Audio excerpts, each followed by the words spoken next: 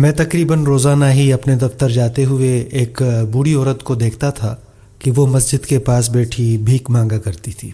میں روزانہ ہی اس بوڑھی عورت کے بارے میں سوچتا تھا اور کافی پریشان رہتا تھا۔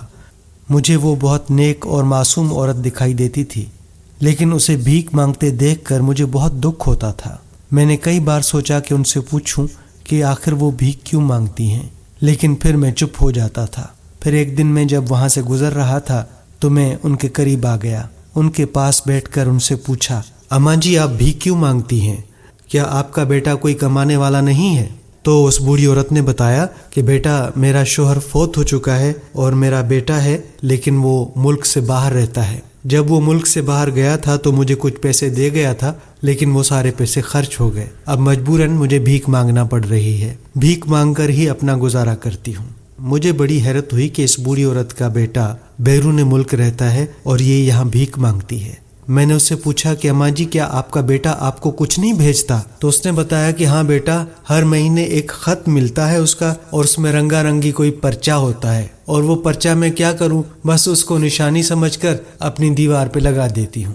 میں نے ان سے کہا کہ اماں جی وہ پرچے جو آپ کو ملتے ہیں مجھے دکھا سکتی ہیں؟ وہ مجھے لے کر اپنے گھر گئی۔ میں جب اس کے گھر میں داخل ہوا تو بڑا حیران ہوا، کیونکہ وہ سارے بینک کے ڈرافٹ تھے۔ ہر ایک ڈرافٹ 10-10 ہزار روپے کا تھا۔ وہ بوڑھی عورت چونکہ ان پڑھ تھی اور پڑھ نہیں سکتی تھی، اس لیے اسے معلوم ہی نہیں تھا کہ اس کا بیٹا اسے پیسے بھیج رہا ہے۔ وہ تو صرف کاغذ سمجھ کر اور اپنے بیٹے کی نشانی سمجھ کر اپنے گھر میں دیوار پر لگا دیتی تھی اور خود بھیک مانگ کر گزارا کرتی تھی۔ جب میں نے اسے سمجھایا کہ یہ بینک کے ڈرافٹ ہیں اور آپ کا بیٹا آپ کو پیسے بھیجتا رہا ہے، تو وہ یہ سن کر بہت حیران ہوئی اور پریشان بھی ہوئی کہ پیسوں کے ہوتے ہوئے وہ بھیک مانگنے پر مجبور تھی۔ ناظرین، ہمارا حال بھی کچھ اس طرح کا ہی ہے۔ ہمارے گھروں میں اللہ تعالیٰ کی کتاب قرآن مجید موجود ہے، جسے ہم ادب اور احترام سے اپنے ہونٹوں سے چومتے ہیں، اپنے ماتھے پر لگاتے ہیں اور آنکھوں پر لگاتے ہیں، لیکن ہم اسے پڑھتے نہیں بلکہ رکھ دیتے ہیں۔ جب ہم پڑھیں گے نہیں تو کیسے سمجھیں گے کہ اللہ تبارک و تعالیٰ نے ہمارے لیے کیا پیغام،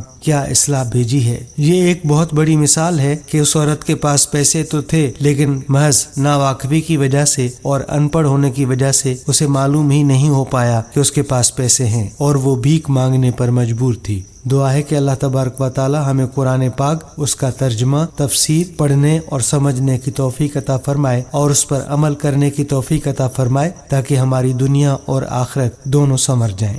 ناظرین، یہ ویڈیو آپ کو اچھی لگی ہے تو اپنے دوستوں کے ساتھ شیئر کریں تاکہ دوسروں کی بھی اصلاح ہو سکے۔ ایسی ہی مزید ویڈیوز دیکھنے کے لیے ہمارے پیج کو فالو کریں تاکہ ہماری نئی آنے والی ویڈیوز بھی آپ تک بر وقت پہنچیں۔ اب آپ سے اجازت چاہتے ہیں، اجازت دیجیے گا۔ اللہ حافظ۔